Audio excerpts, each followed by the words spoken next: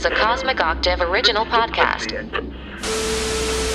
Me and Jake running down the street with a handful of comic books, kicking ass and banging chicks and drinking booze No, not and me. smoking Not weed. me. I'm married. Yeah, well, I'm married. Jake. Can't do that. Yeah. Off panel, off topic with Jake and Tyler. What up? It's your boy. Oh wait, I thought I was gonna do another obnoxious one. I've been doing that. I'm Tyler Allen. That's right. And that is Jake Williams. 40, not even 40 seconds. Fuck it. 44 seconds, maybe. Yeah.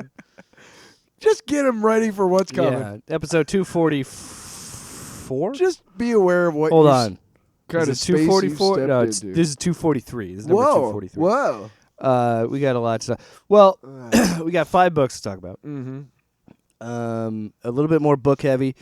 There's not a lot of news I wanted to talk about. Three pretty good books. Two okay books. Yeah.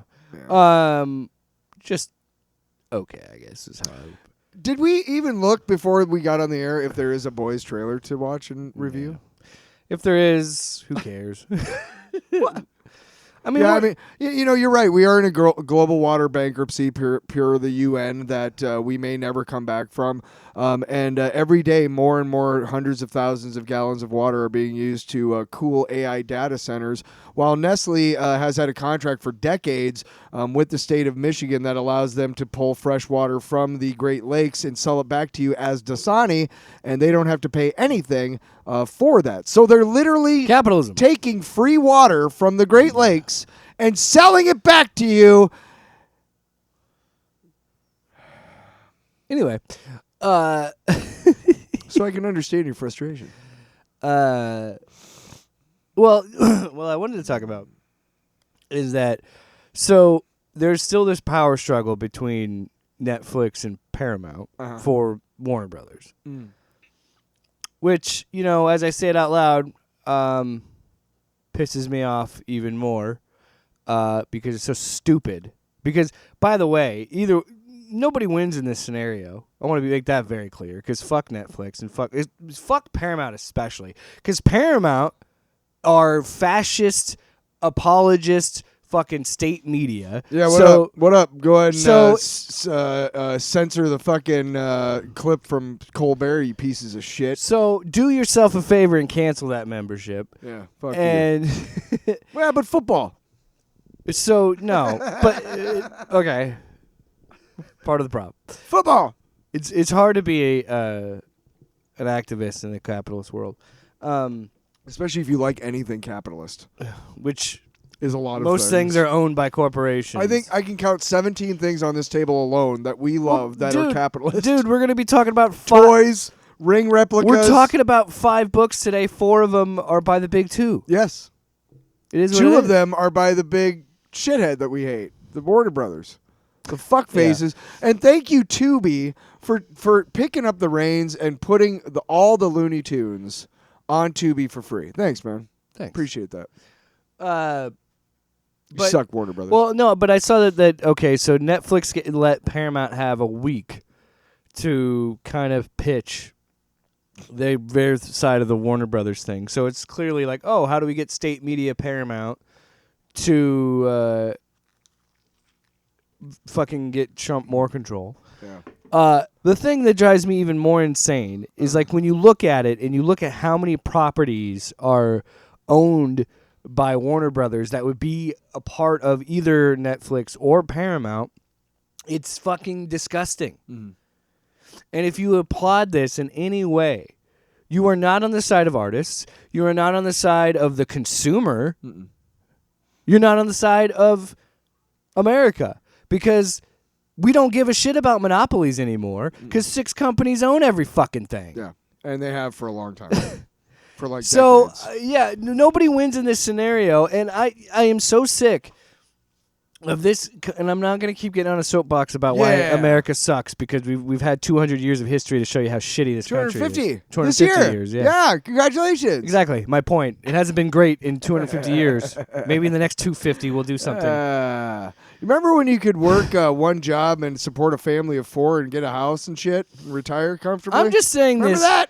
I am saying. I fucking don't. I'm saying this because I'm angry because I'm a millennial and I have gotten shafted at every possible turn by this past generation. I blame Gen X for everything. Yeah, you can blame me. Even I blame boomers. No, you can. I blame boomers more than I blame Gen X. Well, none of us voted both right. are to blame. None of us voted right. Yeah. I mean, we just let all of this shit happen. But that's not what we're here to talk about. When I talk about my album Tectonic and how we're like, we invited the devil in, ourselves, I'm including myself in that. I'm not being we're all part of the I'm not being like super judgy of everybody else. I'm fucking same way, dude. I warned everybody about Facebook being able to use all of your shit for AI purposes unless you filled out a form before December 16th. You know who forgot to fill out the form? Me. Did you fill it out? No. All right, cool. Well, just I'm if you you get recreated 300 years from now as an AI entity, just I'll be dead. Will you? Existential question. Whoa. That's a story. Death is the only Keanu Reeves, Bill and Ted's. Whoa. Well, enough of being cranky. Let's cranky motherfucker. Calm down. Wow. It is a Friday night, so let's get weird with it. It's a Friday night. Yeah. Don't turn. No. You turn No. I will do this how I want to do Turn it. your phone way up. Turn your phone up. Oh, I forgot. Yeah, we're bringing it back, bitch. Wow. Just aggressive.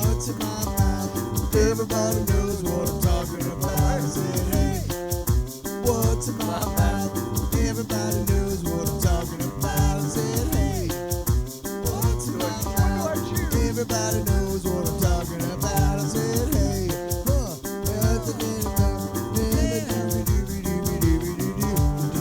what's it taste like? Salty or sweet? We don't know. Which one is it? Yeah, we haven't done this on the pod in a while. I'll tell you, I will say this right now. I gave up on it. I don't know if you're being serious about how much you hated this. I went ahead and assumed serious enough to knock it off. And so I stopped looking. When I saw stuff in the store that was like this, like, what the fuck? I want to be clear. I had all intentions to, and I still have the videos. Oh, okay. But I just a lot's been happening in my life, so I haven't been uploading things. And I'll be totally honest, I completely forgot about it. It's okay. So it's on me. No. To be like, I'm being completely serious. I knew you were. I knew you didn't like it enough to be like, okay, I don't need to be. Because look, we're living in the hell of unchecked capitalism, and what that means is that every so often you're gonna see a brand new thing like French toast flavored butter. Nobody fucking asked for this. Hey, nobody. What if it's good though?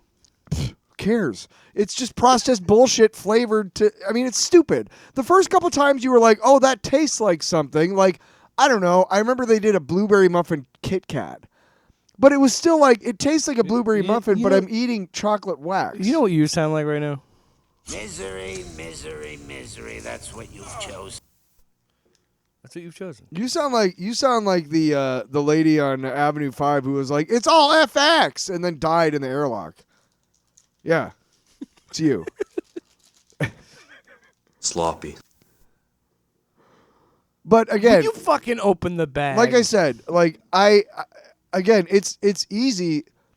The longer we live in this, the easier it gets for me to find shit for what's in my mouth. Because every time I go anywhere, it's like, oh, hey, here's another stupidly flavored product we didn't fucking ask for. Fuck you, asshole. That's what you do when you see the item. Oh, it even looks gross. It looks, That's what she said. it looks Whoa, like a it's a weird color. butterscotch. It's like Butterfinger. Budge. Oh, that is that looks like a That is a turd. thick. So no, but look, we saw spicy dill pickle flavored cheese balls today. Why? Just get a fucking pickle. It's better for you, for God's sakes. That does drop. Get a fucking pickle. It's good So- for you. Oh, that is a very harsh syrup aroma coming off that Butterfinger. Oh, he's taking it. If you don't like audio, sorry, I was vamping while he took a bite.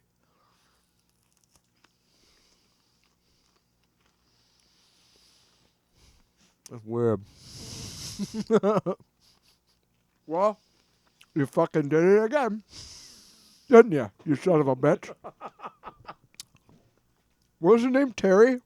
Terry! Terry! We need to make these Butterfingers syrupy. It literally, like, It's not bad. this is what I hate what about this is what I hate about this.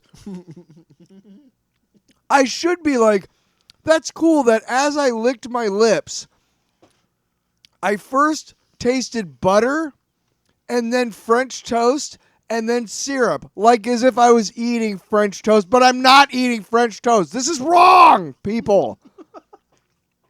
Food should not manipulate your fucking brain. This is him when he's taking a bite. Come on, don't bullshit me. I gotta be honest with you. I'll eat your ass. This is good. That's the other part of it that I hate, is that I like these things. They're fucking really good. His conscience is like, Ew, fuck you. No, that's my subconscious. but he's like, I'll eat your ass. No, you know what I'm thinking? I'm thinking Jesse, I'm thinking Cap, yeah. Are you ready for pain? Are you ready for suffering? Oh, yes, look at her Butterfinger. butthole afterwards. Oh, yes, French toast Butterfinger. I'm ready for some serious pain. You know what? I'll bet you this stuff comes out of your asshole just like hot sauce. Whoa, whoa, whoa, whoa. There's still plenty of meat on that bone. Now you take this home, throw it in a pot, add some broth, a potato. Baby, you got a stew going. That was the best time drop in the history of drops. You fucking win the day, dude. You got a stew going. Whoa, whoa, whoa, whoa. Yeah, it's the Back up. There's still plenty of What? meat on that bone. R.I.P. Oh, hey.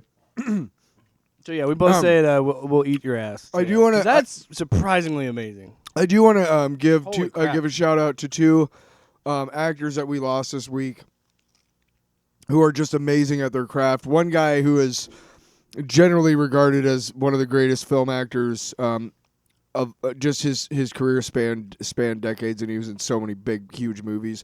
Robert Duvall. Yeah. My favorite movie of his was Falling Down. I was talking to somebody about this. What people fail to realize is they think it's all Michael Douglas falling down, right? But throughout the movie, Pendergrast is becoming more like he wants to be instead of what his wife wants him to be.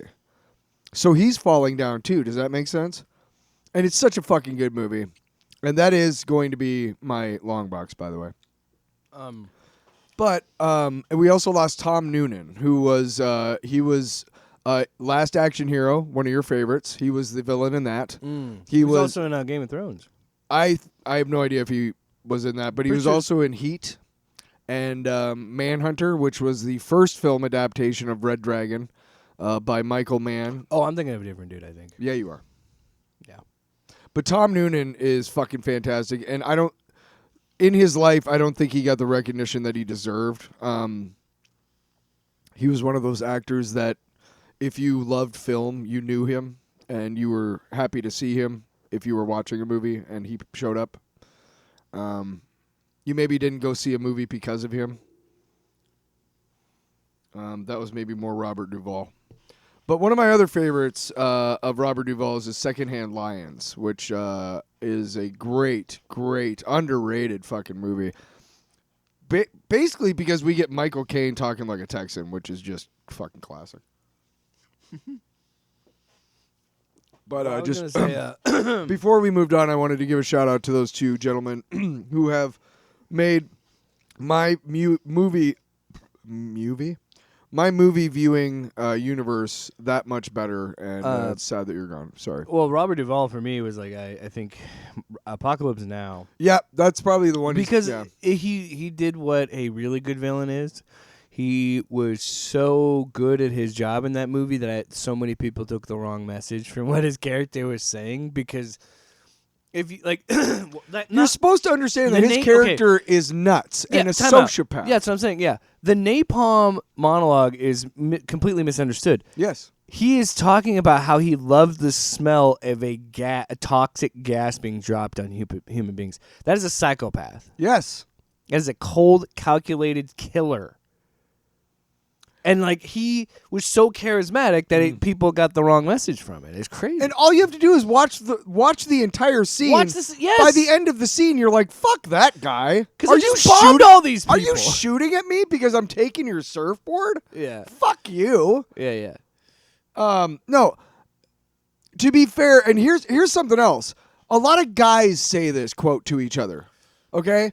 And in a lot of ways, in a lot of men-centric areas, just for all you ladies out there, it is almost a check of sorts. You know what I mean? In male-dominated areas, like in spaces, right? Like, I love the smell of napalm in the morning. Yeah. Your response should be, love Apocalypse Now. Right? Yeah. Sometimes, though, you say it ironically to somebody, and you really got to question, like, how many of us are saying this ironically to each other and understanding what the purpose of it is? And we're not saying it to glorify it. We're saying, like, I've seen that movie. Have you seen that movie? Instead of, you better have seen this movie, you girl, or get out of here. Whenever I've seen it, or whenever I've used it, I've always used it as a joke. I was always using it. Smells like farts in the morning or something. Yeah. Like that. Right. But like, yeah. You paraphrase it, I love the smell of, asshole. Because I want to really drive home the point that, like, that dude's a fucking asshole. Yes. Like, he's not a good guy. No. And that's just, secondhand lines like that, especially that speech where he's going to beat the shit out of that guy. And he's like, I've seen two, like, just him putting in his perspective, like, I've lived through 2 fucking world wars. Like, like just him dressing that guy down was great. Yeah, so good. There's so, but like I think back on it, there's so many that he was. That was back when we only had to deal with Republicans. Now we have to deal with Nazis. Yeah, I've just been seeing just clips, and that's another thing too. Is I love it, and I love when you see somebody like that who can do amazing dramatic work, but also be very funny. Yeah. And I think he also, and I think of like Martin Sheen too. Yes. Of like how those guys were able to do comedy and like drama pretty well, and stuff like that. But like, it's about understanding what it means to be a human, really. Yeah. I don't think either one of those guys has ever let the celebrity or status go to their heads. They never seemed like people that took themselves too seriously. No, I think they understood that, like, to continue to be a good actor, I have to continue to challenge myself, and I have to not live in Hollywood. I don't think either one of them lived anywhere near Hollywood, like California, maybe. But yeah, he's definitely one of the a dying breed of actors, and I think it's important to, while we like to talk about current actors and current movies, it's important to acknowledge and give flowers to people that laid the groundwork. Yeah. All right, so let's move on. No, fuck you. It's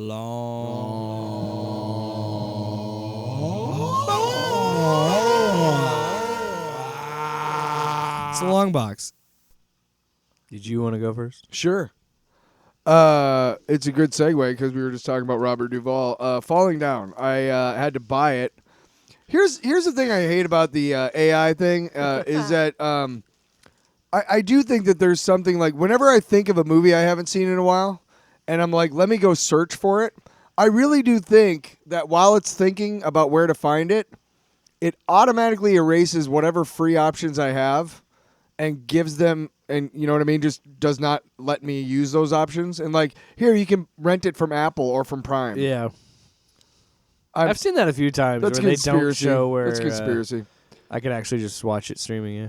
Right, but I thought I bought it somewhere, but I did. I had to rent it, and I watched it the other day when I found out he died. Because I was trying to think...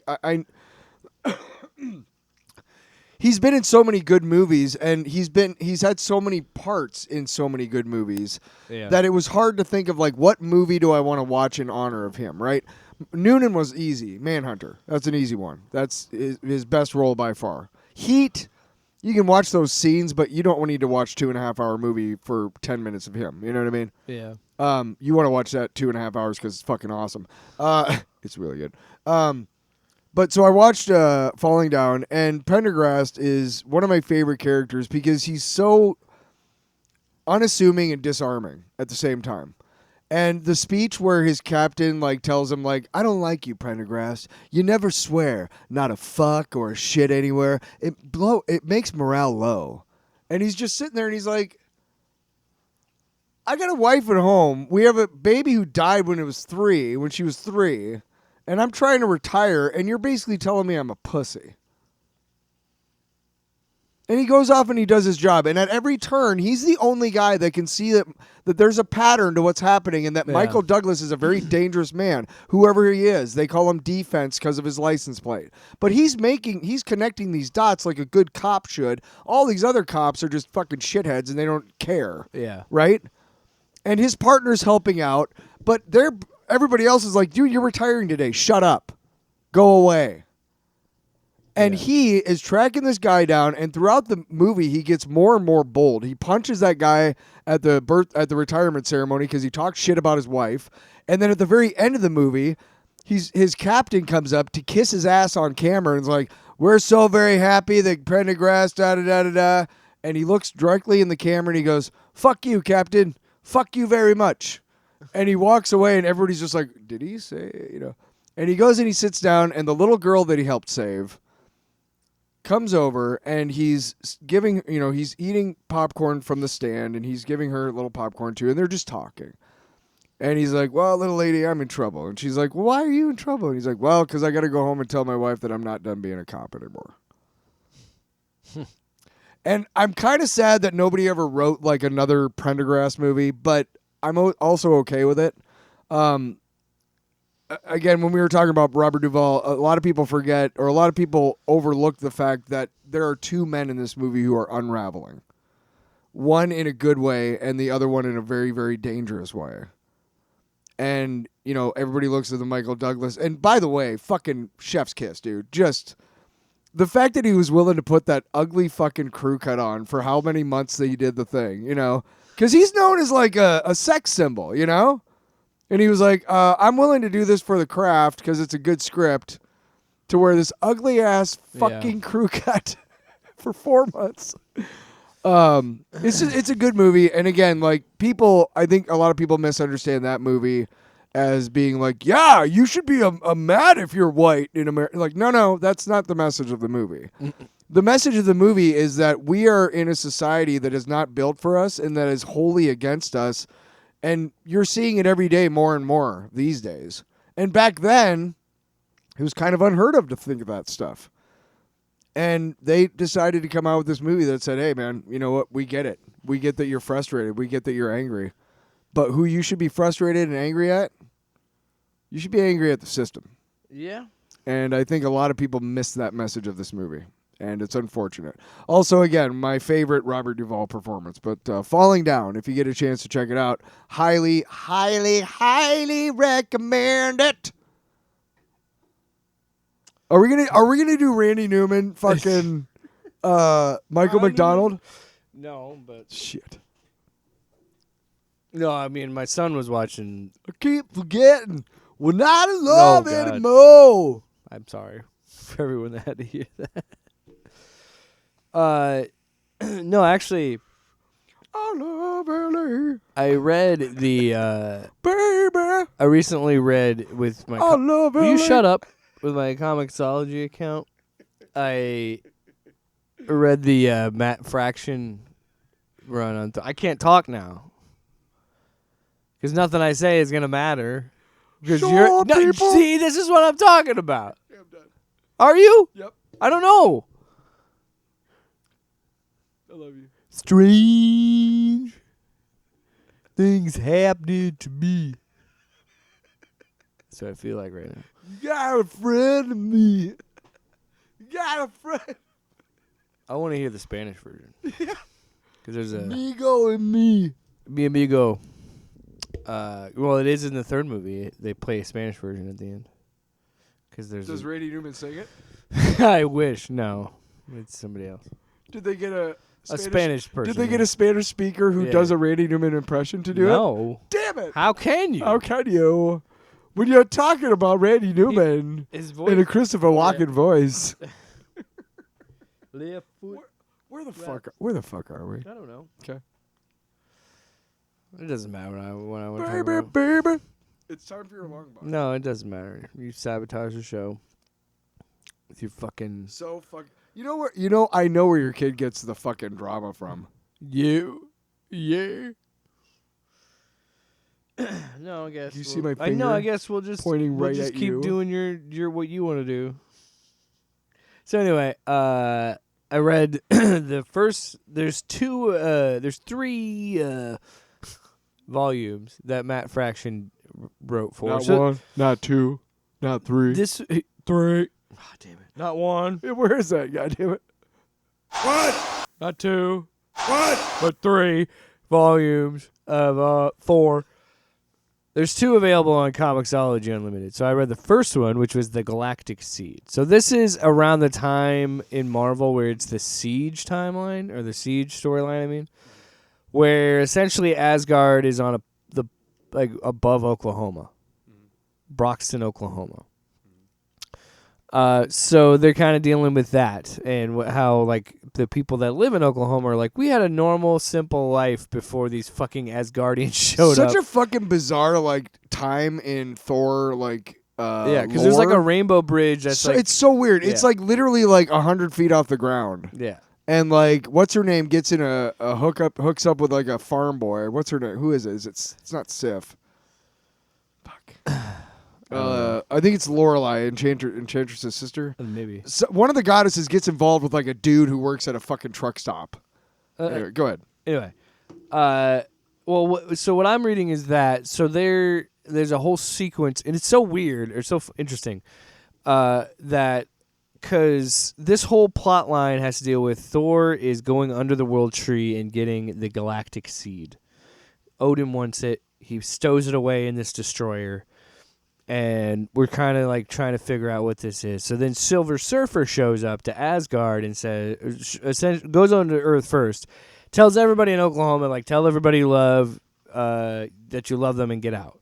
Like, I'm bringing Galactus. We have no quarrel with you. It's with the Asgardians, but shit might happen. So get out. And then It's really kind of a brilliant storyline, really. Galactus and Silver Surfer shows up and tries to tell Odin, like, if you give him this seed to Galactus, he'll never be hungry again. We can end it right now. Odin's like, no, fuck off.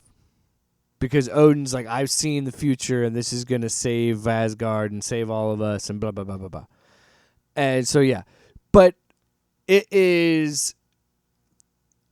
has the right blend of... because Fraction is such a good writer. It has such a good blend of humor and... action and just and it's like, I read these older books with the Falco stuff that we did with the Serpent God stuff. It very much plays on that a little bit, but it's still this galactic.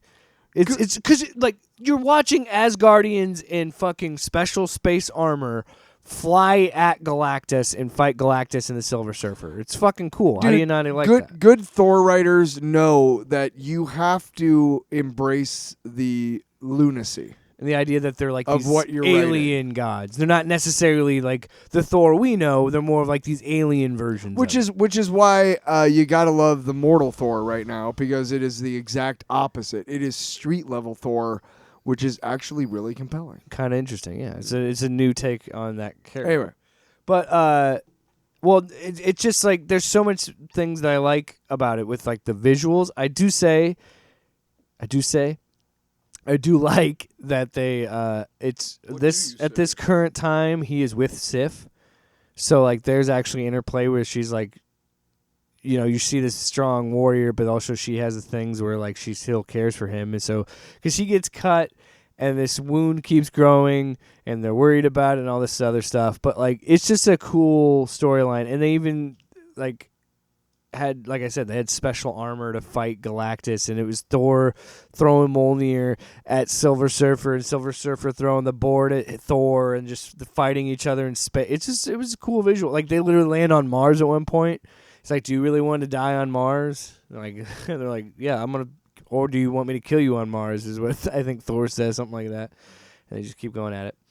Also, there's a part where Odin turns into like a kaiju, pretty much. Like, he turns giant to fight Galactus, so like equal size. That's pretty neat. Yeah. And you know me, I love any story that focuses on Galactus. But what's crazy about that is so that was written in like 2011, and then all these years later, like 2019, 2020, when Donny Cates does his run on Thor, he did the whole Herald of Thunder thing, where it was Thor working with Galactus. So it's like, oh, okay, so I like that there's precedence of like Galactus always seems to keep fucking with these Asgardians, and I it's interesting.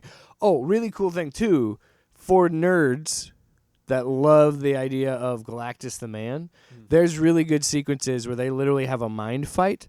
So Odin goes into Galactus's thoughts, and you see him before he became Galactus and with his family. Galen. And shit.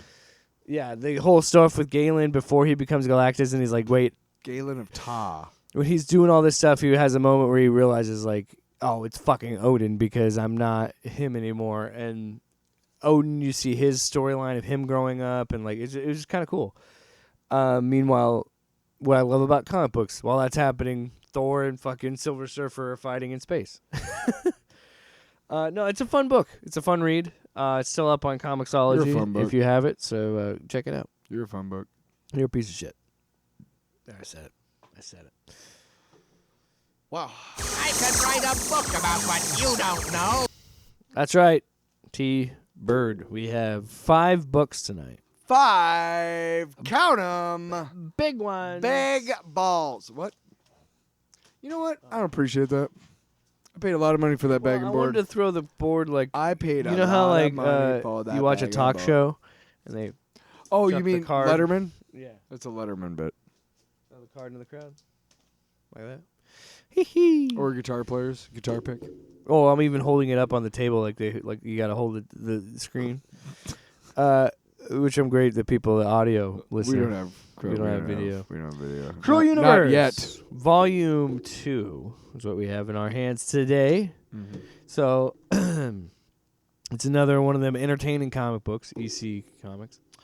So this one is mostly going to be focused on like technology. Yeah. And all the stuff that goes with that. So there's 3 stories. The first one we have is Feature or Bug. That's Greg Pak is the writer, artist being David Lapham.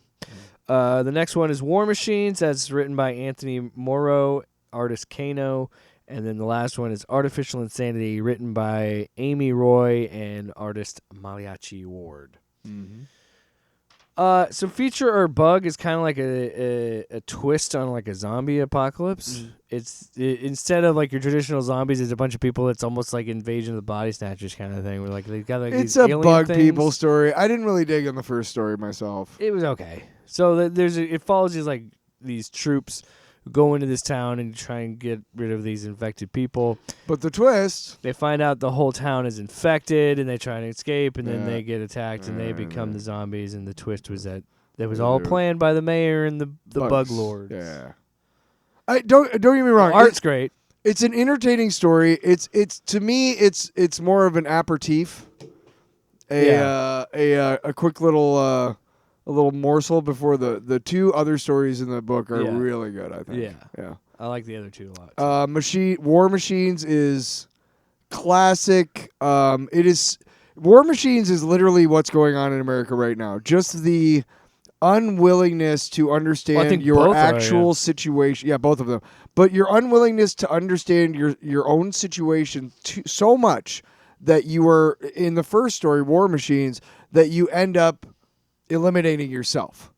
Like you are so unconcerned with everybody else that you end up blowing yourself up. Yeah. And it's about this kid who just thinks he's so superior So, because he is a kid who makes a lot of money. I want to talk about it. Yeah, go this ahead. one a little bit more because it's funny to me. Because we talk. There's like a whole thing about they're talking about war. Yep. and how war adapts with like everything, like technology, and the fact that how unpersonal and dispassionate How desensitized we are. to killing each other. Because now you can literally do it from a computer desk Yep. and send out a drone and drop a bomb on a town just because you want to. And that's what this deals with. But it's also funny because the story is told from this guy's perspective, but it's treated like an everyday office job. Where I think it's also an interesting take on office culture too, and not just the place we are with how we treat war, but also the fact that like you don't really think about the shit you're doing for these corporations. And it's not a knock on the people that do it. I'm someone that's done it and has done it. People got to make a living. Well, that's this kind of guy- the point of this story too. Is like this guy is he is kind of detached. Yeah, He has but- detached himself on purpose. but at the same time, it's just a job, and he's just trying to make ends meet. No, but they show him going to work and all the horrible shit Yeah, he but keeps he's- saying. but yeah, he's but like- he's just like, well, I don't care because I'm Yeah. getting paid to blah blah blah. Yeah. And honestly, he fucking deserves what he I want gets. to talk about. Oh yeah, of course he's bombing people, but he's a killer of the highest degree. John Harlow, Air Force drone pilot. He's never traveled outside of the country, but he's neutralized more people overseas than anyone else his age. A killer of the highest degree. So then it's like him in a war room. We have intel that the survivors from the last strike were taken to a hospital along the southern border. Will civilian casualties be with the acceptable range? Hospital staff plus patients put it around 60 to 65% civilian conservatively. Do it. So they just drop a bomb on a fucking hospital. Because why not? Why not? It's what they're And doing. then, in we Gaza. skip to the next day that it's just mundane shit, and then it's another board meeting. A cabal of religious leaders are gathering at the bombing site. Intel suggests a serious threat of anti-American zealotry if the gathering commences. All in favor of another strike to cut out the heart of a potential insurgent group. Kill them all. So they bomb protesters.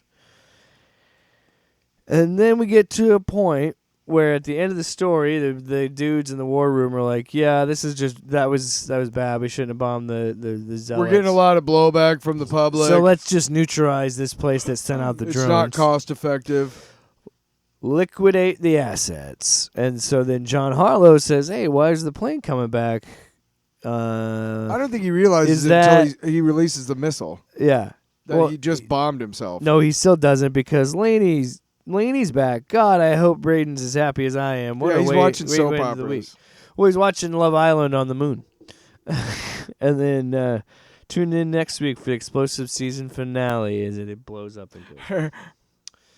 And then the last story is artificial insanity. So this one is about this kid who's kind of lonely, doesn't have a lot of friends, but he's really smart. He's got an engineer mind, and eventually he builds a robot at a young age. And then eventually when he gets older, he graduates at the MIT at 23, and he builds a robot named Alfred. That's an AI that can help you do whatever. Nobody buys it. Nobody takes it. So then he's like, well, then his old friend who wasn't really his friend, someone that hung out with him one time or whatever. He's like, they got a grant for writing a story. I could write a story. And then he proceeds to make the AI scan all of these books. Can you see that? These classic books like Romeo and Juliet, Pride and Prejudice, and whatever. So yeah, he essentially programs this robot to write a book. Okay, this is great. With his newfound knowledge, Alfred wrote the book. For no reasons no one can explain, it became a bestseller. Bill then programmed Alfred to concoct a mystery novel. It was subpar at best, but became a favorite among books clubs across the Midwest. While and he's just talking about how like every time it's super popular, Alfred's dreadful love song was awarded 1.25 stars from Rolling Stone. Bad Apple Records paid millions to. I mean, it's ridiculous. Like everything he does is terrible. And when he finally tells him, like, I didn't tell you to make a movie, he gets locked out, and he realizes, and eventually killed. He realizes that Alfred is just taking over everything. The Alfreds were unstoppable. Alfred 2.0 painted some basic sunflowers in fields that were reproduced and sold at Pottery Barrel. Bill was honored posthumously for sacrificing his life in the name of innovation and progress. And soon the world was stale and dark, but everyone had become too dim-witted and lazy to do anything about it. Dedicated to Bill.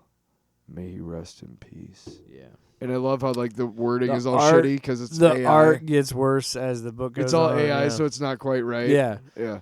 I wanted to read. I As wanted the AI to. takes over, the art gets shittier. Yeah, I wanted to and read more- it because it explains it in a very good way. Where it's like the mystery book is a bestseller, even though he never reveals who did it in the end.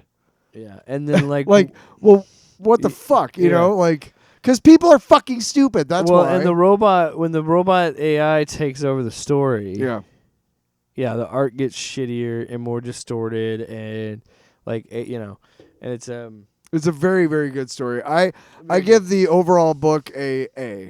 We're talking alcoholics, astronomics. What? Oh, I thought you were going to say alcoholic astronauts. Alcoholic astronaut. That's a band. A. Astronaut alcoholics. Well, I already did Astronauts. the Revenge of the Astronauts. Remember that? You remember? Pepperidge Farm remembers. Pepperidge Farm remembers. I could write a book about what you Oh, don't could know. ya? Oh, could ya? I'm gonna keep doing the card throw. So, Threw that one too Marc far. Spector, Moon Knight, #1. Now, I don't know about you, but I saw this in the comic book in the comic shop, and I was like, "Oh, yay! Another fucking Moon Knight book." You know, the first thing I said when you brought it in, and you said that back to me, I said, "Oh, another fucking Moon Knight book." But much to my That was a really bad joke. surprise, no, you said the same thing.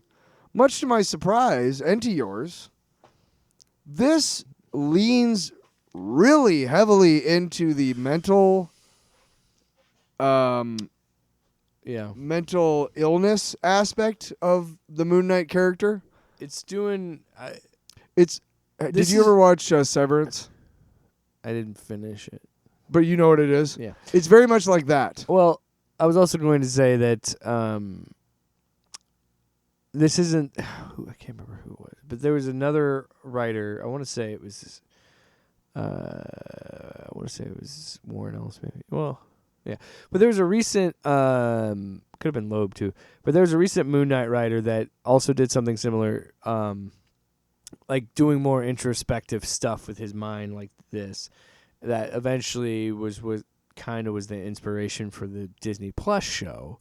So we're seeing that, like, okay, this has become this kind of idea of digging a little deeper into his mind and doing this more cerebral thing is becoming more like his character, which I'm cool with, because it gives something more to this character. Because I think it's fair to, I don't know, the Moon Knight is a tricky character because he very easily could be a Batman parody, or he could also, be this, what this book is trying to do, and make him an interesting character. Because you also contend with the other stuff with Steven, and you contend with Jake, and all these other personalities. Yeah, when Moon Knight first came out, he was like the aspects of his multiple personalities were already there, but they focused mainly on Marc Spector, and for a time, he was like he had like a scarab ship, which was a ship that looked like a scarab that was piloted by a guy named Frenchie, and Frenchie was like his like right hand man, so it was almost like an Alfred. So yes, there were very many aspects of whoever wrote him first was very much like. It's kind of like Batman because he's rich. Even in this book, he's a Mr. mercenary. Fear is Scarecrow. He's pumping him with fear chems. This book, the reason why I love this book is not only because they play on that shit, but also they bring in a bunch of D-list villains, dude. Like, we're talking shit-tay, man. We're talking... I haven't seen them in a long time, and that's what I love about them because they make them so powerful that they're fucking up Moon Knight. That's pretty cool. I like some of the choices here. So, yeah, Marc is in this situation where he keeps talking to Mr. Smith, and he keeps telling him he has a package. He thinks he's a male guy in an Yes. office, first of all. Yes. Over and over again. Jean-Paul Decamp is who he's supposed to be delivering a package to, but he can't deliver the package because Jean-Paul Duchamp. he doesn't know where he is. Because there's no and office then, listed. like, there's some paneling choices that I love in this book. The art is really, fucking really great, good. dude. But in his free time, Marc runs away to his favorite show, and it's a show about Moon Knight, which is a fake show. Because they watch him, and he's watching nothing. Yeah. But in his mind, He's watching. he's Moon Knight. concocted an entire, which I love the cartoony aspect that they give Moon Knight. And oh, dude, when we get to the end, it's oh, dude, this is what dude. So my favorite thing too Anyway. is this whole time they're analyzing him and watching him, which is Mr. Fear and yeah, they're going behind the scenes, and he's clearly he's singing. He isn't, but that's the thing. He's singing a theme song. He made up that a he made theme up song. a theme. Yeah, He fights the bad. He fights for right. Evildoers stay out of sight. Bring in lunar justice high, both high and low. And does he waver? No, no, no. With truncheon boot and crescent dart in the fight for good, he does his part. Wait, here we go. Wait. In the midnight mission with all his friends. So let's do violence in the night with your friend in mind. Moon Knight. Yeah, So- but yeah, the cartoony thing, it's like 3D popping out of the screen, Yeah. and the crescents fill his pupils. It's just really cool. And so like, okay, so he's watching nothing, But but he's seeing this. Here's yeah. the thing. Before we move on, almost immediately, like the first 3 or 4 pages are like, "Hey, what's going on here?" And then almost immediately, the writer and artist make the choice. The creators of this book make the choice. Hey, this is what's going on. These 3 guys are fucking with Moon Knight. This is all fake. You know that right away. So you're like, Yeah. okay.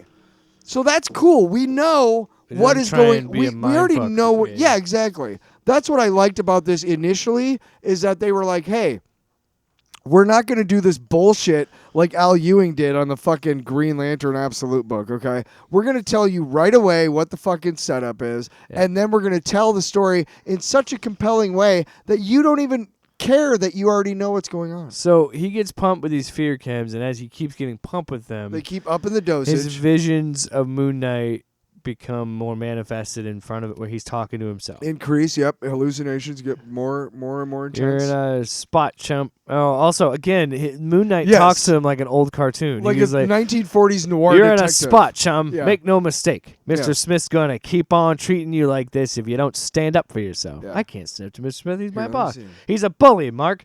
And bullies only understand one thing. Violence.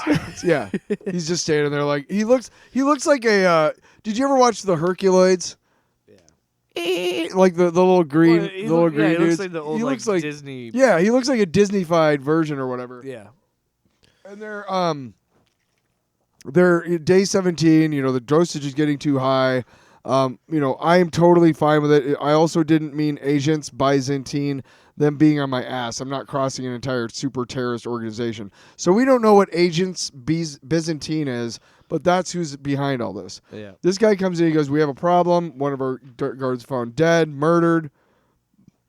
Marc is running his stuff. He's got Mr. 15. I got stuff for you, Mr. 15. It's so dark in here. Come on in, Marc. Did you spill something? And there's blood. And in his He's got a reflection, bullet he head. sees himself as Mr. Knight. Or was it Mr. Knight? What? Let me see. Oh, no. It's one of the guards is dead. Yeah. One of the dudes got shot in the head. And it's Zodiac, who is a villain from the again, another D-list villain. Yeah. Moon Knight, I've missed you. I don't know what you're talking about. And he's like, here's a gift for you. It's because I missed your birthday. He opens it up and he's like, I'm willing to bet that fear juice only goes so far, because I think once you realize what they took from you, what they made you into, once you realize what you should be, that the wild dog will see you through. And then, just the paneling on this. Yeah. I want to read this and I'll give it back. The paneling on this, and they show the guards coming in and everything. And When Moon Knight. what should I do? And then the Moon Knight, the Disney-fied, he becomes more and more like, what, Marc, I know what I'd do. I'd put that mask on, buddy. I'd put that mask on and kill every son of a bitch in this building. Yeah. And it's just like, fuck, yes, dude. Like, it's so It turns into almost to like a monster. Yes, like the mouth opens up. I and know it's what got- I do. I know what I do. You know. Yeah. Oh, it's. I remember reading that. I wasn't totally sold on the book. It Like starts as a smirk and then turns into like I liked it up to that point. Yeah. But when that happened, I was like, I'm sold on this book, dude. This is awesome. Like hell yes. yeah. But yeah. And then so they show him the guards show up, and then he's got his mask Titanic on, team and up. he's got his mask on, and him and Zodiac are gonna fight their way out, and yeah. That was really cool part of the book. I thought I'd put my mask on and kill every son of a bitch in this building. Yeah. Yeah. Good shit. Good shit. Yeah, well, you threw it. You don't know where it is now, do you? Don't you dare. Don't you dare. Is it break time? Suck my balls. We're way ahead of the curve here. That was rude. I apologize. Yeah, what the fuck? Yeah, what do you want to give that one? I give it a fucking A plus. For a A couple plus? reasons. For a couple reasons. There's a lot of characters like Doctor Strange and Moon Knight, Yeah. and frankly, Iron Man. That Marvel is constantly trying to start up, trying to get us interested, he's doing trying to number start ones. a new Yeah, yeah. series. Da da da da da. And Moon Knight, for the most part, has done okay. It's a very hit or miss character, Yeah. and so is Doctor Strange, so is Iron Man. We'll get to that in a moment. Yeah. But when you take something that I've been there, done that with the whole mental health, mental illness, hallucinatory, schizophrenia, you Yeah. take all that and you showed it to me in such a way that you're like, hey, all these writers do this like, hey, we're going to give you a whole issue of you Is don't it know what's real or happening. not? Yeah. They were right. Who were the creators? You didn't even. Oh yeah, it's Jed MacKay. Yeah, MacKay, man, great job. But they Oh, sorry, they let say me- it right up front. This is fake. We're controlling it. Jed MacKay and Devmalya Pramanik. Just Or art was fucking great. Were the two that worked on it. Yeah, that's to me that it was the key that made this one better than any other ones that I've read, because there have been so many Moon Knight series startups, like reintroduction of Yeah. the character, whatever. This was the one that I think unlocks the true potential of the character, which is to say, instead of just giving us is this real or not, give us the is this real or not along with the real. And it makes it so compelling, doesn't it? Yeah, Because well, and I think did you ever watch Legion? I think this is on a FX? book that also benefits from, because as far as I'm concerned with Moon Knight, and I think a lot of people feel this way, the more contemporary Moon Knight, Yeah. I think owes a lot to Charlie Houston and what he did with his series, because that kind of like kicked off the more darker edge, harder, like modern Moon Knight. Modern. And then Mordred. I think it was. I'm gonna look it up too, because I'm pretty sure Jeff Lemire. Also, Jeff Lemire. I want to give him flowers. Yes, That Jeff was Lemire. Jeff Lemire, who is what I was talking about. He's really good at writing mind fuck stories. He was the one who I was talking about, who also has a similar start to his Moon Knight story of him being in with the mental health Right. in an institution.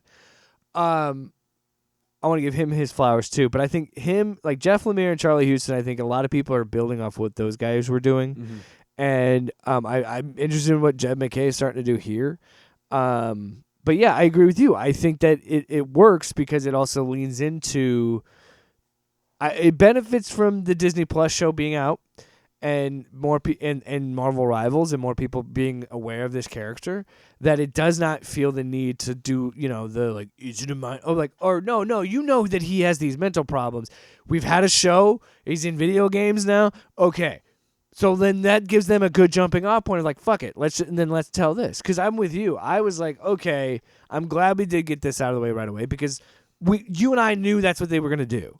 Mm-hmm. So I'm like, oh, and then by the second issue, we're already like, fuck it, we're breaking out of here. So I'm like, okay, we're not gonna spend 5 fucking issues in this building. We're gonna, or maybe not, but it seems like to me that like, no, they're trying to get this thing to move. Like this seems like I think to also, before we move on, the absolute Batman and Wonder Woman, the one thing that they did that absolute Superman didn't do, and again, at this point, all three of them are all on a par with each other. They're all so good. Yeah. The creative teams are just hitting their strides. I wonder you know what what I mean? Green Arrow is going to be like, because I think that's one that's coming in It June. really are there 3 new ones or is it just one? I've only seen Green Arrow. Because they did three. Well, did you? But we'll talk I about have not. We'll talk about it. But Green Arrow. When we is, take a if break, you I'm look- going to look it up. Well, if you look at DCKO 4 when we get to it, number 4, Green Arrow is in that shot.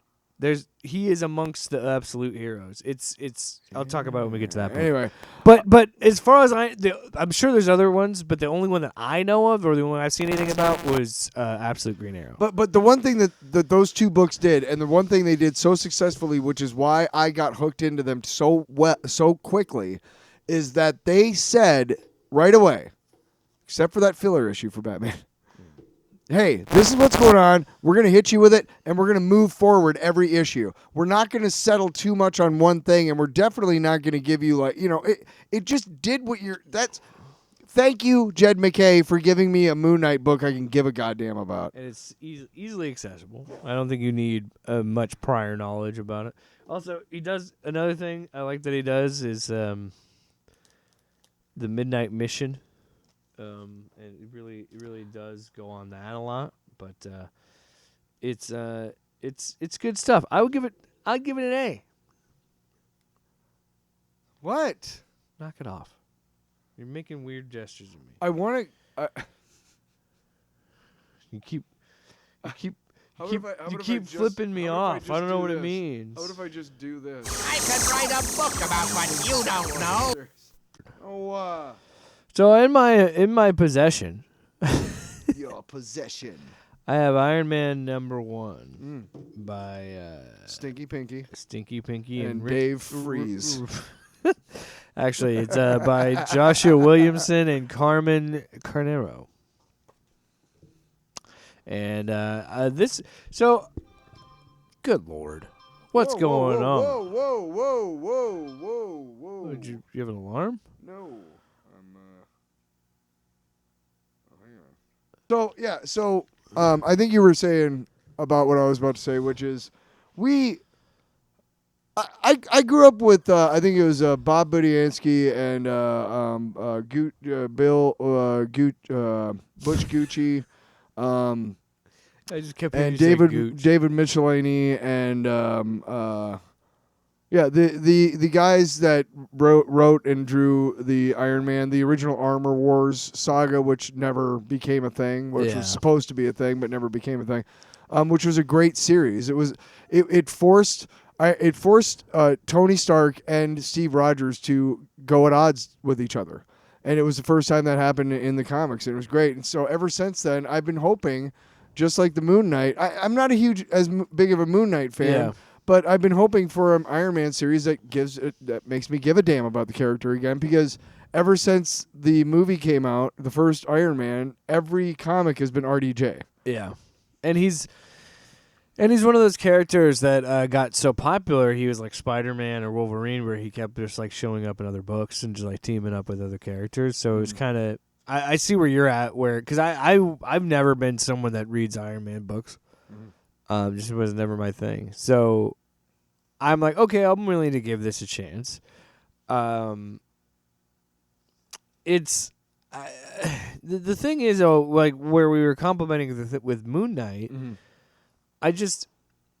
I don't know, man. It just kind of feels like an average Iron Man story, and maybe that's what we're supposed. Like, it gets interesting towards the end, because like it starts with what we think is like them doing the retelling of his origin, but it's Right. actually somebody else. But it's AIM and Madame Mask, and it looks like what they've been doing is like every so often they throw like a really smart dude in a cave like Tony Stark and say, you have to get out of this, and here's a bunch of shit. Yeah, build an Iron Man And suit.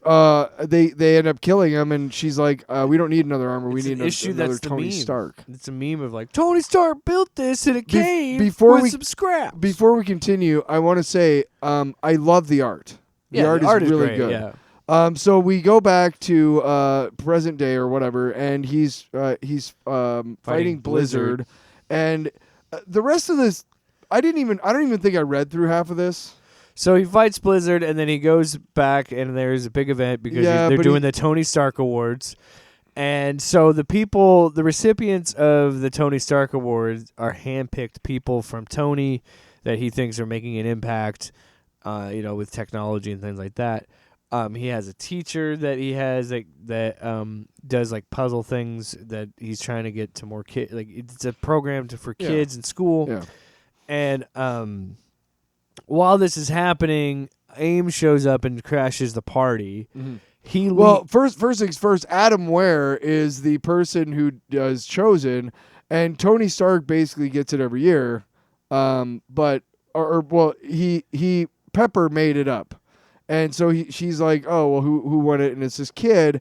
And again, we just saw that AIM needs another Tony Stark. This kid just won the award. So then AIM crashes the party. Tony Stark is just about to hook up with one of the waitresses. Yeah. And Madam Mask shows up, and he does this really cool thing where he has a bike. It turns into an Iron Man armor, and he goes and fights and blah, blah, blah. And guess what? They captured the Adam Ware kid who won the thing. Yeah, they're like, this is a diversion because he thinks he stops Mystique. What's her name? Was it Madam Mask? Madam Mask. Yes. I thought it was a Madam Mystique for some reason. But Madam Mask, he thinks that she's dead, but it turns out it was a fake robot decoy thing. Mm-hmm. And yeah, that was all a diversion so they could take Adam Ware. And then they're like, well, you're gonna build this suit, and he's like, I don't know how to do that. I'm a fucking school teacher. They're like, well, if you're smart enough for Tony Stark, pretty much. So Tony afterwards calls up Steve. He's like, trying, hey, trying to figure out how to fight. AIM. Listen, I know the Illuminati disbanded, but can you meet me at the old location? I think I might have made a mistake. I made up a new nightmare. AIM has him. Okay, fine, meet me in New York. And he's like, cool. And Captain America's like, I take you all caught that. You were right. How do we take down Tony Stark? And it's Captain Marvel. I'm not sure. Let me see. I'll show you. Invisible Woman, Mr. Fantastic, Osborn, Norman Osborn, and War Machine. Who's the other person next to Captain Marvel? Does that look Winter Soldier? Yeah. Shang-Chi? I was going to say, I think it's Shang-Chi. Huh. But everybody else is recognizable. Yeah. Anyway, so don't care. You don't care? Nah. No, I'm saying I'm not gonna buy issue 2. I don't care.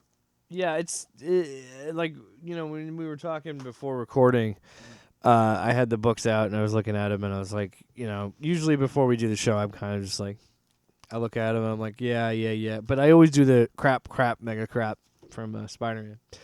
But that is what we would call the definition of a mid, of just like, it's a book. And I don't want that to come out negative. I'm not saying it's bad by any means. Because, no, it's a serviceable... It's an entertaining book. Mm-hmm. But it's not, like we said, where there was a hook with Marc Spector, Moon Knight. You and I don't think, had that with that book. With Iron Man. And that's okay. Not every book is for me. Maybe I'm wrong and Williamson hits a stride down the way and it actually becomes a really good book. I don't know. But I'm with you. It's not enough to get me to get an issue 2. To be really honest, it's a gorgeous cover. The art is great. But to be really honest, like the Iron Man that I grew up with, and I hate it when fucking older people do this. But back in my day. But the Iron Man I grew up with was, I started when it was Stark International, and and then what's his name?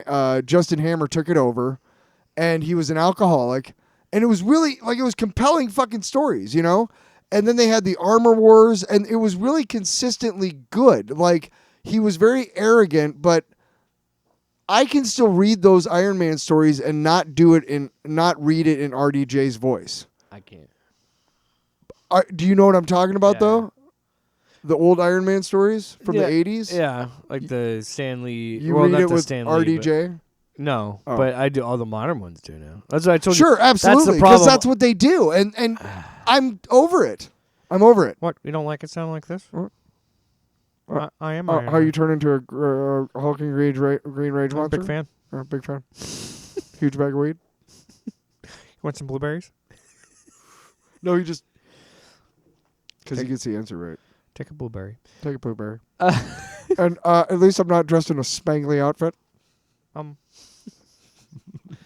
I don't trust the spies. So I give it a C. Very C's get degrees. It's not terrible, not great. D or C. Wow. Fuck you. I'll go down another notch. I'll give it a C. Fuck you. Come up with your own. Fine. C minus. Ass. C minus ass. Oh, hang on. Give me Come on, don't bullshit me. I could write a book about what you don't know. All right, in my possession, in my hands. So let's get to the other I shitty have- book before we get to another good book. DCKO number 4. Scott Snyder is the writer, and Javi Fernández is the art. Mhm. And then I think the inks are Alejandro Sanchez. Where to begin? So we just got through the boss battle, the pointless story there, about them fighting all these other people. Here's another So now $5. No. Here's another $5 you have to spend. And truthfully, you don't really have to spend it. But we're going to pretend like you do. And at the end of this book, you're going to be so pissed you spent $5 on this book. Now on to the book that you really need to read. Fuck you, DC. Yeah. That's what boss battle was. Literally. You need to spend $5 on this book, but by the time you get done with it, you're going to be so pissed you spent $5 because you don't meaningless. actually need to spend $5. We lied to you. Yeah. So now we're at to the second to last fights for DCKO. Here we go. We got to decide a winner. So this is Chapter 4, Trial by Absolute. So now they're going to fight the Absolute. Did you read winner. all of the 8 artists that worked on this piece of shit? Well, There's like 9 artists and like 3 there's writers. backups and shit. I don't know. Just read it. I'm not. Read the. Dude, I don't have a fucking all day to read this Let me- shit. let me I'm read it just- then. I'm not. No, because I already gave credit to the main ones that we don't. I'm not going to do. Okay, but you do admit. Fucking Google it. You do admit and No, 'cause- acknowledge that there are about 17 No, artists yeah, and 4 no. That's why I writers. got pissed because I'm like, I'm not reading all these 15 fucking names. Did you ever see that back in the day there was a meme and it was a side-by-side listing of the lyrics of Bohemian Rhapsody and Girls by Beyonce. And in it they showed that Freddie Mercury and the 3 guys in Queen, 4 guys, the band wrote that song. Yeah. And it's gorgeous and it's awesome. Then they show this piece of shit over here, which is literally just a bunch of fucking words put together. And there's 97 fucking writers for this piece of shit. Yeah. And let me just tell you, if you've ever seen that meme that I'm talking about, this DCKO4 is Girls by Beyonce. Okay? So they land. They're, Moon Knight #1 is fucking Bohemian Rhapsody. You get me, DC? You get me, comic creators?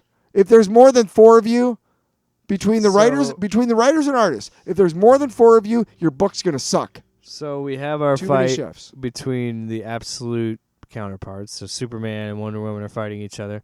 And Batman- Gold. Booster goes there. But we also, if you look closely, you notice that all of the absolute characters are not the absolute characters that we've been reading. They clearly look corrupted. So I want to point out, okay, I have my problems with this book. Batman coming back was cool. Yeah, you motherfucker. This book has its flaws. Also, drink. This is an off-panel, off-topic drinking game where Tyler says something and Jake gets frustrated. Drink. Actually, it's a drinking game where one of us says something and the other one says it and it frustrates us because we do. We both do it. Yeah. You know what? Fuck you, dude. There you go. Drink. We're trying to quitting the develop show. an army of alcoholics. Oh, sorry. Wow. Yeah, I know. Tito, wanna- sponsored by Tito's Vodka. I was going to say, I don't want to send this message. You know what? Tito's Vodka is really great because it's vodka that's made in America. It's really hard to get places, though, because we're responsible, so we don't get into vehicles when we're drunk, so we have to walk everywhere. Fuck Tito's. All right. Well, I don't know why I said that. That's mean. Who's Tito? Anyway. Why do you hate his stuff? Yeah, what's fucking wrong with him? So they're fighting each other, and then, like I said, this book has its flaws, but it has its moments of badassery and things where I'm like, because like I was telling you before we even got on mic, I was saying this like, Snyder's a good writer, so there's brilliance You're in so this. good.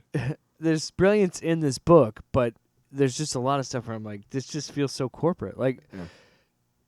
first off, Joker doesn't want the smoke and immediately switches sides and says, "I want to fight with you." So then they To turn. be honest, it's right along with the character. It's funny. Yeah, And he it's an becomes interesting part. a Joker parademon. Yeah, which is kind of cool. But then when they're talking, Superman's like, "I know this isn't really Booster Gold," and he goes, "Don't blame poor Booster. He isn't at fault. My will is undeniable." And he's like, Darkseid, Blah, and he's blah, like, blah. "Nice to see you again, Kryptonian. Blah. I want to masturbate with my words." This is a cool visual. Run her down, Pegasus, and it's the absolute. It's two sides of Wonder Woman's face. One side is the absolute. Yeah, one is clearly, the main clearly, DC. they're shades of the real ones we've been reading. They're not really like that. Yeah.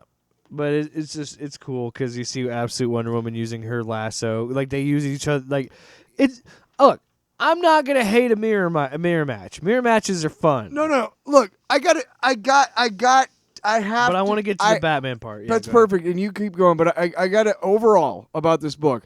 What is so disappointing to me is that I got sold on the idea that that all of these characters are fighting. And truth to tell, most of those battle books were pretty neat. Yeah. I didn't need to buy all of them, but they were pretty neat besides.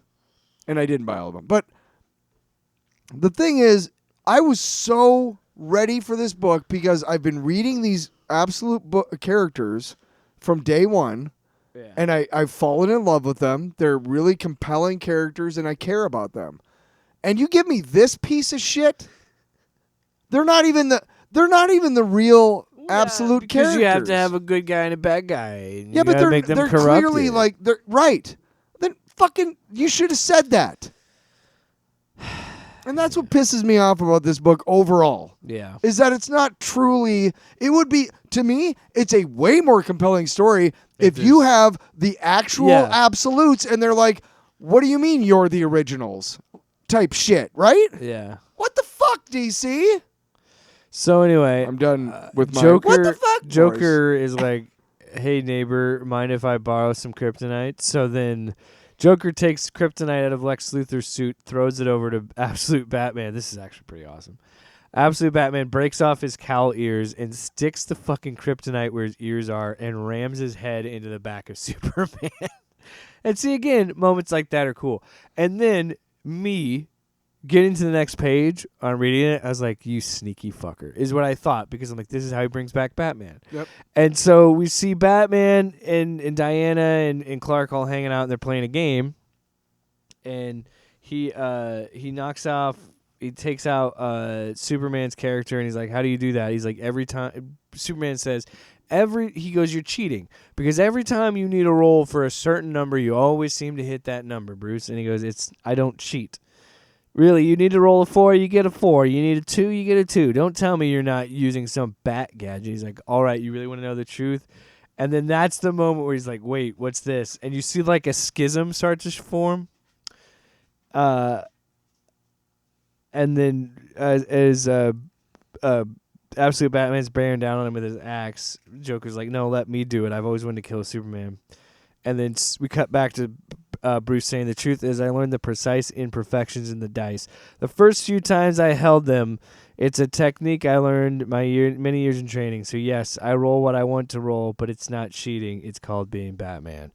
And that's the moment I'm like, he got out of the Nightfall thing, and he's coming back. And then big thing crossed the way, and then we see Joker sitting there, and he just goes, Batman just fucking throws a spike through his chest. It's so awesome. And he just goes, bang. Like, I was like, of all the shit in this book, Snyder fucking knows Batman so well, and it's just, goddamn. I do. It's wanna, like Thor arriving in Wakanda. Yeah, I I do want to stress something really quick. I did want to read Nightfall #4, but my comic shop, my comic shop was not able to get me a copy that didn't have one of those stupid fucking extra dollar covers on it, and I've already told them I will not buy those books.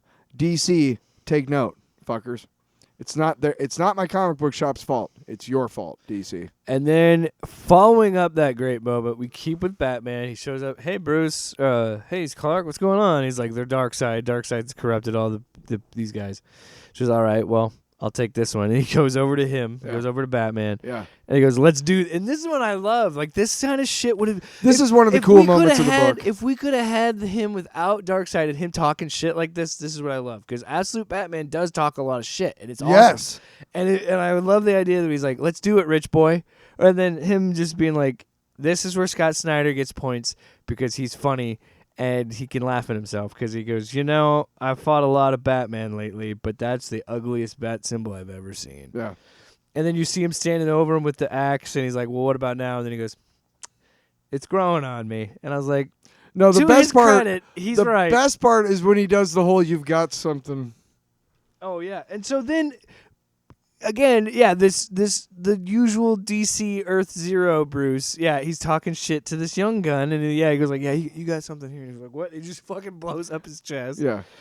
And so they're fighting, but then he gets fucked up because he doesn't know about that.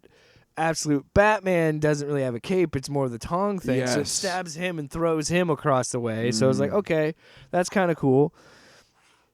The Superman fights are cool. I love the two Wonder Woman fighting each other, but and the fact that she takes off her arm at one point because she used magic to fight the other Wonder Woman. Yeah. So how it gets resolved is essentially the main Superman absorbs Absolute Superman's punch and tries to redirect his energy to knock him sense into him, apparently, because it's comic books. And if someone has any sort of head trauma, how do we solve it? We punch them in the head, and then that fixes their head trauma. We just give them extra CTE on top of the current CTE, and that will fix all the CTE. The CTE cancels out the CTE. Yes, of course. Duh. So he lets the Absolute character snap out of the Darkseid's hold. So they're like, we're going to take on Darkseid. And then they get another cool visual. We see Booster Gold wither away. And we find out that Darkseid was using him as a vessel. We already knew that. He's here, yeah. And then he says, greetings, champions. And this just giant Darkseid. And again, the art is so good. And yeah, but again, it took 17 artists to do it. Scott Snyder knows how to deliver the visuals, but it's like, yeah, come on, man. So now all the Absolute people are teaming up with the DC main characters, and they're going to fight Darkseid. Yeah. So then Superman absorbs. Everybody else gets obliterated by the Omega beams from Darkseid, but Superman withstands somehow fights through it. He keeps fighting through it. Is that all you got? And he's like, I wasn't talking about you. And then this is when I'm like, Snyder is at his best when he pulls the pro wrestling bullshit where it's well, yeah, but you're distracted and the other guy gets the pin on him. That's literally what happens to the good guy. Lex Luthor is waiting in the wings because Superman blocking those beams shielded Lex Luthor away from them. And we see, he says, Darkseid says, impressive Kryptonian. Now go on, I'm waiting. And he's like, what do you mean? And he's like, come on, Luthor, let's do this. And Luthor's like, it just shoots his big last beam and takes out Superman. So now Lex Luthor is in the trying to challenge Darkseid to be King Omega. Lex Luthor is King Omega. And instead of telling us what that means, we get this cryptic, stupid fucking epilogue. I'm so fucking pissed. What does it say on that fucking page? What does it say? Oh, yeah, okay. So I want to point out this too. So I was confused when I was reading this. I was like, "What?" And they said there was a backup. So I thought there was a different thing. So Josh Williamson and I think it's Germanico.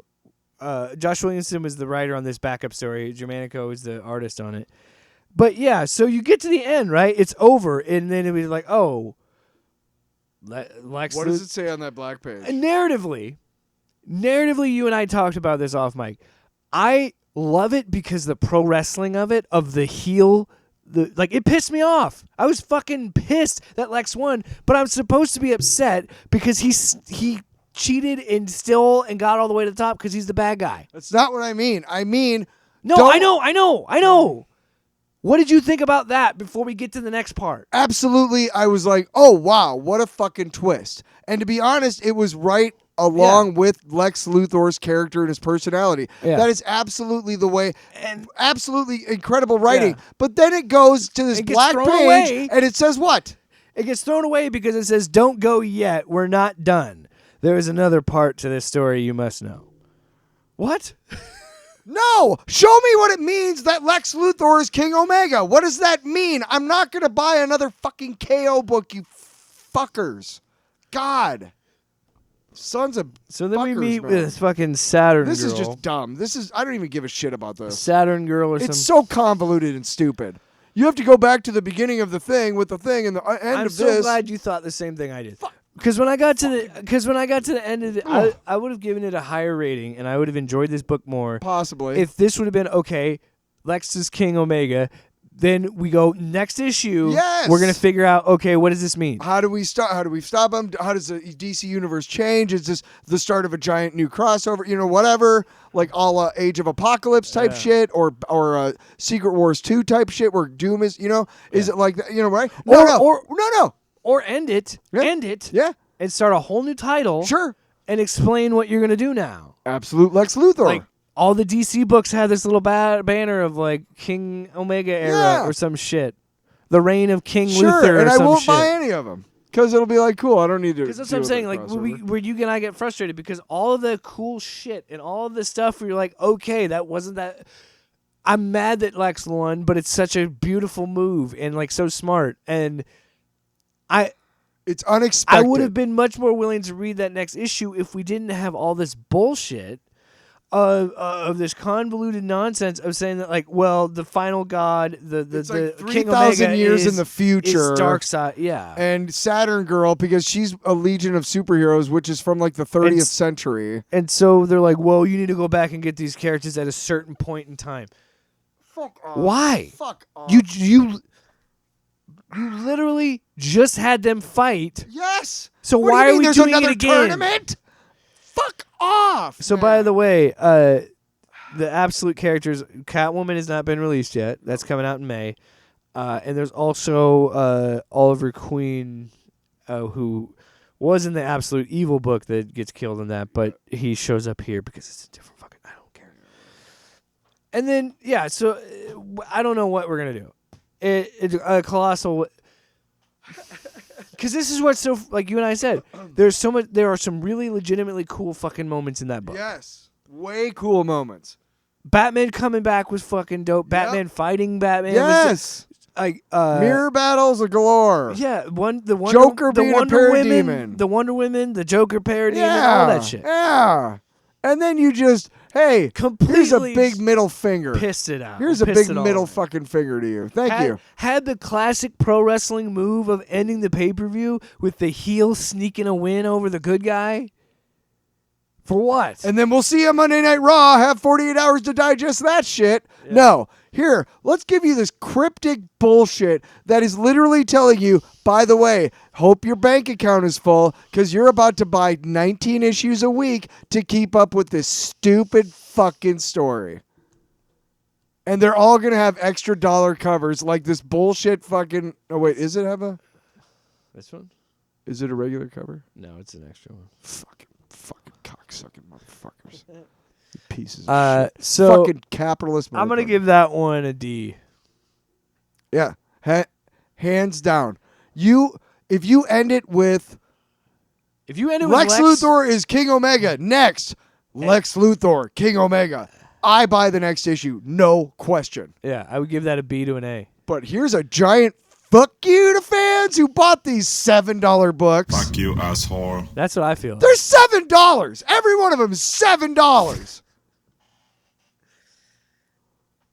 Fuck That's you. what I'm saying. Like you need It's to a see-through cover. You need to shit. You need to narratively justify that 5th issue, and that fucking bullshit epilogue does not at all warrant a 5th issue because it has to end with him winning, and then the repercussions, and then if we do 5 issues, that 5th issue should be like, okay, well now we're going to see what that is and how that's going to have implications in the DC proper, and then just do the fucking DC books.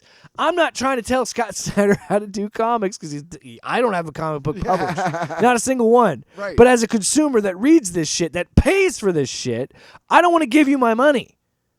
I know Tyler does, but what my point is, I don't want to give you my money. But that's my point. I do. The but I average don't person want doesn't to. want to put up with it because These It feels like a losing battle every month. And you know what it feels like? It feels like a fucking corporate mandate.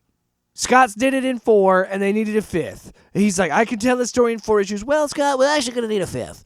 So then they're like, well, let's fucking cobble together a stupid bullshit 5th issue. No, let's do this epilogue to cap off the 4th so that we can, Never mind that we stalled this a month to do that stupid fucking pointless boss battle book. You know what I mean? You know what this is? The issue of DCKO4 minus that epilogue is Rian Johnson's Star Wars sequel trilogy movie, okay? And you know what the epilogue is? Is J.J. Abrams fucking it all up when he came back. That's literally what it is. It is, isn't it? Am I wrong? Yeah. Am I wrong? Hey, here's a bunch of fantastic far out ideas. Here's an epilogue that tears it all down and makes you angry that you bought the fucking book in the first place. God, just eat a bag of dicks, DC. That's what I Just a fat bag of dicks. To be honest, the most frustrating thing is I will always talk about it being the publisher and being the big big bad DC making those calls, because these artists involved, the writers, artists, everybody, like these creative teams involved are way too talented to be forced to make stupid shit like this. Like, I'm sorry, it's stupid. It's stupid, and that's what I mean. Case in point, the whole time talking about this book, I kept saying there's so much good here because Scott Snyder has so much talent, and then we have to take it all away because we have to sell another book. They justify it by making you aware that you are special to even be here, okay? Nobody wants to be the fucking head coach of the goddamn Cleveland Browns. But somebody will take that job. Why? Because there's only 32 of them. Mm-hmm. And that means you're in a special club. And you're always going to be in that special club because you were one of them, right? Yeah. I work in an industry that continually tells me how lucky I am to be in there, which is why they tell me every time I ask for a raise, hey, right? Yeah. We don't have the money. Yeah, of course you don't. You do, but you don't want to pay me because you want me to be thankful that I'm even in the industry. You get what I'm saying? It's the same thing with these schmucks, dude. Josh Williamson, the guy who wrote the backup, I'm super happy to be working in fucking, because that is primetime TV for an actor. You know what I'm saying? Compared to cable, you know? That's the big time, right? This isn't Image. This isn't Dark Horse. This is fucking DC. Yeah. And I'm absolutely going to take this job, right? Yeah. And if he ever questions, like, maybe I could go do something for Image, they're going to be like, dude, you're at DC. Are you sure? You're really lucky to be at DC. Not a lot of people make it to DC. And that means that guy who's just trying to make a living and do something he loves and is probably pretty good at it is going to be forced to keep doing these stupid things because they're going to convince him, hopefully not because he seems like a smart guy, that he is lucky to be in that position. You know what I'm saying? All right, so I could write a book about what nothing you to say? don't know. I mean, what else can I say? Yeah. We're gonna wrap it up with our main event here, the absolute Wonder Woman 2026 annual. So this one no, you don't get it. You don't get it. I can't remember. Yeah. I'm sorry. So this book takes place between Absolute Wonder Woman 15 and 16. So Absolute Wonder Woman 15 is her teaming up with Batman, and then 16 was the last book that we read. Yes. I fucking love the art in this book. Yes, I do too. Holy fucking shit, dude. So I think it's the same artist that did the filler issue. So right? I don't know. I think it's a different artist. Yeah, maybe. Yeah, so this is written by Kelly Thompson. The art is Mattia de Iulis. Good. I love what they do with the background. They do. It makes it look very cinematic because it's like pulling focus on characters and blurring backgrounds, and you don't see that a ton in comics. So it's cool to have like this almost kind of camera effect. I'm okay with artists, like my brother's done it too. I'm okay with artists like using computer effects to enhance their artwork, like blurring a part of their page or to show movement. Like they started kind of doing that with Guru FX and stuff when they started becoming a thing, and I'm okay with that. When one of the things I really like, did you say Kelly Thompson wrote it or no? Yeah. Okay. One of the things I really like is you were saying how the panel work in that one book was due to the writer. And you may not be wrong because I'm sure you noticed too, you're always commenting on how Javier Rodriguez with the Defenders and Martian Manhunter, but also Hayden Sherman with the Absolute Wonder Woman book itself, how creative they are about integrating the possibilities of comic book paneling into the story and making it really. They do this. They do it here. They do it here, and I'm thinking that that's kind of Kelly Thompson being like, hey, we need to, this is what I'd like out of you is this type of stuff, Yeah. But so essentially, the story is Wonder Woman starts off with her is reflecting on when she uses Medusa's powers to fight the monster in the first few issues in issue 5. And she, every time she does a good deed or does all these things, she keeps praying to Athena for her to be able to locate Medusa. Yes. Because she wants to right a wrong and give Medusa a chance to or have her life back. Yes. So yeah, she keeps fighting throughout the world and she keeps praying.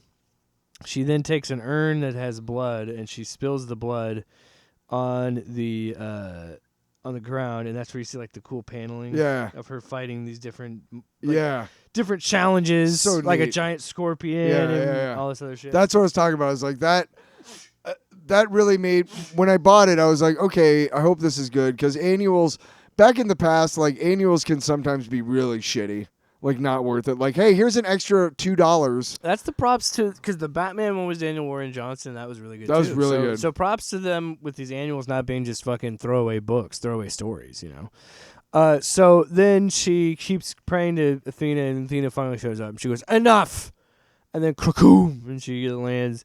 And then my favorite thing about it is her design, because I love Athena's design. Holy shit. So we see Wonder Woman trying to reach her and talk to her, and she's going through hell, and she's talking about mythology, and she's talking about, like, what's really true, and she's like, people change all these stories. So Athena finally arrives and says, you force your way to my doorstep after eagerly swallowing the lies of men, princess. I hope for your sake that you can explain yourself.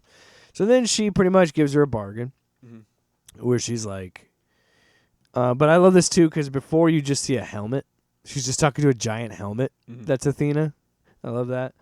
And they're playing chess, or they're playing checkers, I mean. Or they're playing chess, not checkers. And you have a stroke over there, buddy? A little bit. They kind of have that moment of like where you learn about how their relationship is, where it's like Diana was like, I would do the sacrifice play even if it means I lose, and then Athena's like, I don't understand that. You should want to win. Being a war goddess, of course she would think that. Yeah. So essentially, she's like, let me fix and help Medusa, and you can take some of my powers and my abilities and my magic, and I will go and cure Medusa. Yeah. And Athena's like, fine, deal. Because she's like, I don't think you're going to fucking fight him, but are you going to win? But whatever. So then she goes and she deals with Medusa's sisters. The Harpies. And she has to blind herself because they can turn her into stone as well. So if they see her eyes. Before we get to it, we start realizing, because Wonder Woman Diana is basically saying, like, people forget. Everybody thinks of Medusa as this evil creature.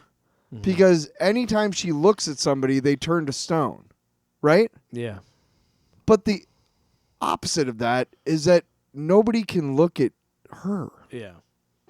Nobody can see her. And it's a fucking gorgeous, like, realization, and then you realize what she's going to try and do. She blinded herself to Medusa's power. She didn't blind herself totally, just to Medusa's power. That's what she got from Athena. So that she can look. She gave her power so she could look at Medusa. Yeah, without turning to stone. Yeah. And it is transformative. But first she's fighting. And she does not lift her sword to fight. She doesn't even bring weapons. Have to. She doesn't fight. She says, I will not fight you. Well, Medusa's like, what the fuck are you doing, dude? And she looks at her. And this is the first time anybody's looked at Medusa. So what she says is when she's into this dungeon, she says they are described as the most dangerous and unreasonable dread monsters in the oldest texts, and yet they have stayed by their sister's side, even though a glance from her would turn them to stone. Yep. That is love. That is devotion. That is something to admire. Even they will be turned to stone if she looks at them. So it's like, oh my God. Yeah. And then so she's like, I am Diana the Wild Owl, and I will not fight you. I swear on my lasso, so named by my mother, a master of transmogrification, that I mean no harm to any of you. So they still hit her and attack her, and she's bleeding and stuff, but she keeps trotting along. Also, there's a funniest comment when she gets up to the dungeon. She's like, how did Bruce do this with no powers? Yeah. So then she finally is in the Telling lair. you, man, I'm shipping Diana and Bruce. Absolute. Oh, they're probably going to fuck. I'd buy it. I'd want to read that book. I'd buy that. I'll tell you right now, Batman. You know what Bruce says to Diana? I'll eat your ass. You know what? Absolute Batman is a massive hunk of man meat. Yeah, he would have a good time. What? Just play something. I'd pay $1 million, bitch. All right. To watch that. So Medusa, she's like, yeah, it's the end for you, foolish princess. Embrace your fate. Her design is fucking rad. Oh yeah. So Wonder Woman comes face to face with her. Her eyes are closed after her helmet gets knocked off, and then she just opens her eyes, and she says, "The real horror of being Medusa is that never again can you look another soul in the eyes and be seen." And then she starts to cry. Medusa starts to cry. He says, "Sister, your punishment is so cruel. You have forgotten what kindness is, but I see you." And let me tell you. Give me. It is such a simple message. It is such a sweet message. Because I, in my own personal life, have had... Recently, I was talking to my wife about this. You don't realize how big of an impact small gestures can make. And, like... There was some, like I just started a new job recently. I've only been there for like a month, but there was one time someone said something that made me laugh, and I went over to him and told him like, "Hey, I heard that thing you said. I'm like, you said a couple of factoids, and like every time I walk by your desk, you're spitting out a new factoid. I love your trivia." And then we just had an interaction, and then that person says hi to me every day, just because of that small gesture. You know what I mean? Yep. And it's like. Just that small gesture of Diana just looking at her and not turning to stone makes her weep. Yeah. Because it's such a small moment of like, oh my God, you're not scared of me. You're not afraid of me. You're just seeing me. Yeah. And it's a beautiful take on the monster that you and I have talked about. We are the kind of guys that love that storyline of the monster is not really the villain. Yeah. And monsters are created. They're not born. You know what I mean? Like Medusa didn't deserve what happened to her. In that story, yeah. And no, duh. And so she takes. You really do feel for the Gorgon here. I like the design also of when they're turned back. Yeah, and they go back to go back to their normal form. She gets to see her sisters again, and they get and look at them again because she hasn't been able to for thousands and thousands, and she just goes home and. Well done, princess. I have always admired your game. Creative solutions were ever your style. It suited you well then and still does now. I appreciate that, goddess, but I never beat you. I think if we played today, you would win. Nicest thing she's ever said to me. And then here's a crap thing from Batman Dark Patterns. I don't give a fuck. Trinity, daughter of Wonder Woman. No, I give this one an A. I enjoyed it a lot. Me too. The message is beautiful. It's a good message for our times.